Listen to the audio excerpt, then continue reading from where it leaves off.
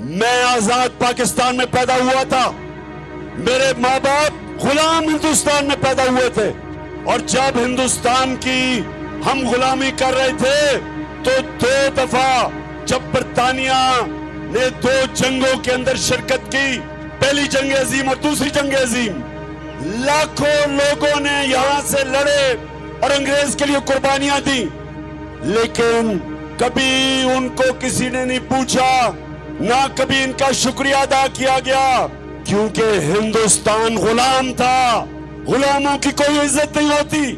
جب امریکہ کی جنگ ہوئی 9/11 کے بعد اور پاکستان نے امریکہ کی جنگ میں شرکت کی، تو سب کو آپ کو پتا ہے کتنے پختونخوا سے لوگوں نے قربانیاں دی انگریز کی جنگ میں، امریکنوں کی جنگ میں 80,000 پاکستانیوں نے قربانیاں دی۔ قبائلی علاقے کے لوگ جو سارے پختونخوا کے ساتھ اب حصہ بن چکے ہیں، قبائلی علاقے کے لوگوں نے سب سے زیادہ قربانی دی، 35 لاکھ لوگوں نے نقل مکانی کی۔ کیا کسی نے پاکستان کا شکریہ ادا کیا؟ کیا امریکہ نے کہا کہ شکریہ پاکستان، آپ نے 80,000 اپنے لوگ قربان کر دیے، 3 گنا زیادہ ہماری فوجیوں نے قربانی دی بنسبت جو امریکن افغانستان میں جن کی جانیں گئی؟ کسی نے شکریہ ادا نہیں کیا، بلکہ وہاں سے آوازیں اٹھیں امریکہ سے کہ پاکستان کی وجہ سے وہ جنگ نہیں جیت سکے افغانستان میں۔ زرداری اور شریف 10 سال جب انہوں نے حکومت کی، 2008 اور 18 کے درمیان 400 ڈرون اٹیک ہوئے پاکستان کے اوپر، اور قبائلی علاقے میں آپ جانتے ہیں کہ ڈرون اٹیک کیا ہوتا ہے۔ 4000 میل دور بیٹھ کے ایک کمرے کے اندر کمپیوٹر گیم کھیلی جاتی ہے، بٹن دبا کے ایک آدمی بیٹھا ہوتا ہے، سامنے کمپیوٹر سکرین ہوتی ہے اس کے، یہاں سے اس کو پیغام جاتا ہے کہ جی اس ایریا میں دہشت گرد ہے۔ 4000 میل دور بیٹھ کے وہ بٹن دباتا ہے، بم گرتا ہے، نیچے کون مرتا ہے کبھی کسی کو پتہ نہیں چلا۔ لیکن سنیں ذرا میری بات، وہاں عورتیں بچے مرے، بزرگ مرے۔ ایک جگہ انہوں نے ڈرون اٹیک کیا پجوڑ میں، 64 بچے مدرسے میں مر گئے، 64 بچے۔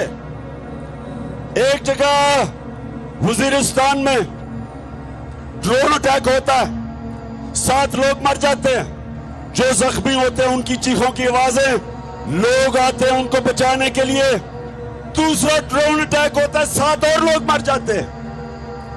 صبح تک لوگ ڈرتے ہیں جاتے ہوئے قریب، جو زخمی ہیں ان کی آوازیں آ رہی ہوتی ہیں، صبح کو لوگ بچانے جاتے ہیں، پھر ڈرون اٹیک ہوتا ہے، 7 اور مر جاتے ہیں، 21 لوگ مرتے ہیں۔ شادیوں پہ ڈرون اٹیک، جنازوں پہ ڈرون اٹیک۔ اور آپ جانتے ہیں کہ ایک دفعہ نہ زرداری کے منہ سے ایک آواز نکلی، اور یہ گیدڑ نواز شریف کے منہ سے ایک دفعہ، ان میں اتنی جرأت نہیں تھی کہ امریکنوں کو کہتے کہ یہ سارے انسانی حقوق کے خلاف ہے، دنیا کا کوئی قانون اجازت نہیں دیتا کہ آپ فیصلہ کریں مجرم کون ہے اور آپ ہی اس کو قتل کر دیں۔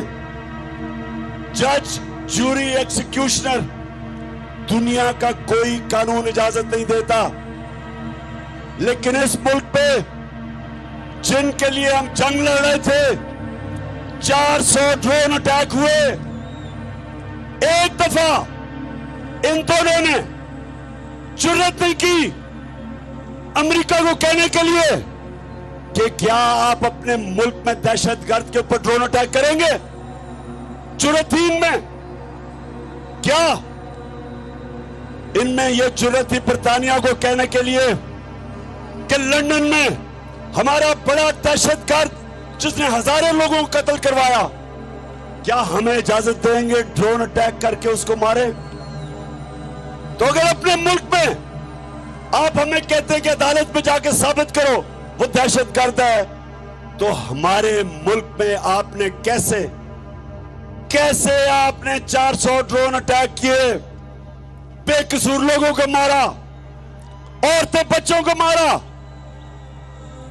और ये तो जिनको फिर से इन दो खानदानों को फिर से जो मुसल्लत किया इसीलिए किया है कि ये उनके गुलाम हैं, इनमें जुर्रत नहीं है, ये पैसे की पूजा करने वाले हैं, ये पैसे के बुत की पूजा करने वाले हैं, इनके पैसे पड़े हैं बाहर, इनके लंदन में अमेरिका में पैसे पड़े हुए हैं, ये कभी अपने लोगों के हकूक के लिए, उनके फायदे के लिए, ये कभी अपनी जुबान उनके अपने आकाओं के सामने जुबान नहीं खोलेंगे। इसलिए इनको लेके आए, इसलिए इनको पाकिस्तान पे मुसल्लत किया, क्योंकि इनको पता था कि इमरान खान ना इनको बेच देगा, ना यहां से उनकी किसी जंग में शिरकत करेगा, ना वो अपने मुल्क के मफादात को उनके लिए कुर्बान करेगा, अपने लोगों के फैसले करेगा, क्योंकि इमरान खान का जीना मरना पाकिस्तान में है। इसलिए नौजवानों, ये साजिश की गई। भुट्टो और शरीफों के खानदान 30 साल से इस मुल्क के ऊपर हुक्मरानी कर रहे हैं। इनकी वजह से आज शहबाज शरीफ कहते हैं जी हम तो बेकारी हैं, इसलिए गुलाम हैं। हमारा जो नजरियाती लीडर इलामा इकबाल थे, उन्होंने तभी कह दिया था हमने इकबाल का शाहीन बनना है, हमने वो लोग बनने हैं जिन्होंने दुनिया की इमामत करनी है। अल्लाह ने इंसान के हाथ में ये चीज छोड़ दी है कि वो या परवाज कर सकता है और वो या जमीन के ऊपर रेंग सकता है। अल्लाह ने कुरान में कहा है कि इंसान जब ऊपर जाता है तो फरिश्तों से ऊपर चला जाता है, और जब वो नीचे गिरता है तो जानवरों से नीचे चला जाता है। ये जो ऊपर बैठे हुए हैं ये जानवरों से नीचे चले गए हैं। एक जानवर भी उतना खाता है जितना उसकी भूख होती है, इनका तो पेट ही नहीं भरता। मेरे पाकिस्तानियों, हमने इनका मुकाबला करना है, अपने मुल्क को बचाना इन चोरों से, अमेरिकनों के गुलामों से, और आपने सबने मेरे साथ निकलना है।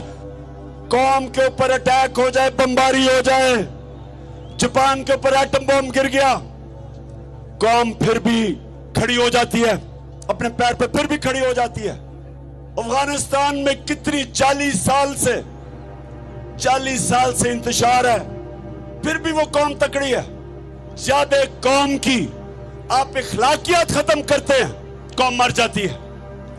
जब एक कौम अच्छे और बुरे की तमीज खत्म करती है, कौम मर जाती है। कौम पहले इखलाकी तौर पे मरती है, फिर माशी तौर पे मरती है।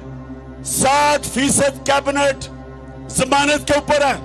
जिस मुल्क में इस तरह के लोगों को बड़े बड़े ओहदों पे बिठा दिया जाए, उस मुल्क की अखलाकियात तबाह हो जाती है। कौन मेहनत करेगा? क्यों नौजवान 14 साल पढ़ाई करे, सुबह से लेकर शाम तक मेहनत करे, जब चोरी में और करप्शन में पैसा बन जाता है, इससे कौमें तबाह होती हैं। चाइना जब उठा और आज दुनिया में सबसे तेजी से तरक्की कर रहा है, 450 वजीरों को उसने करप्शन में पकड़ा। कोई कौम तरक्की नहीं कर सकती जब तक उसकी अखलाकियात ऊपर ना हो। इसलिए हमारे नबी सल्लल्लाहु अलैहि वसल्लम ने मदीना में अमर बिल मारूफ, उन्होंने अपनी कौम को कहा कि तुम हक और सच के साथ खड़े हो, तुम अच्छाई के साथ खड़े हो और बुराई और बातिल के खिलाफ जंग लड़ो। ये हुक्म है अल्लाह का, ये कुरान में है, अमर बिल मारूफ। इसके ऊपर एक माशरा खड़ा होता है, तो जब माशरे के बड़े बड़े होते उसके बड़े बड़े मुल्क के मुजरिम ले ले, वो माशरे का कोई मुस्तकबिल नहीं है। दुनिया के सबसे अजीम लीडर मोहम्मद सल्लल्लाहु अलैहि वसल्लम के उम्मती हैं। हमें कोई खौफ नहीं है। अल्लाह कुरान में कहता है जो लोग मान लिए अल्लाह उनके खौफ दूर कर देता है। हमारे में कोई खौफ नहीं है।